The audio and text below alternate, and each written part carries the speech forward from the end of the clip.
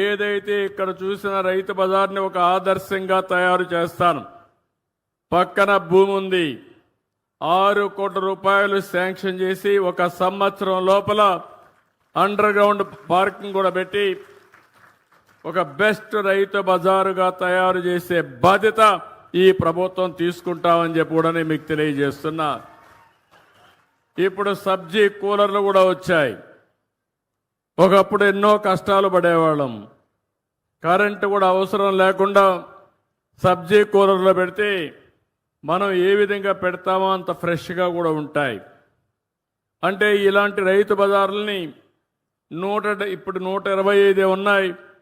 175 నియోజకవర్గాలకి 175 రైతు బజార్లు పెట్టే బాధ్యత ఈ ప్రభుత్వం తీసుకుంటామని చెప్పి కూడా నేను మీకు తెలియజేస్తున్నా.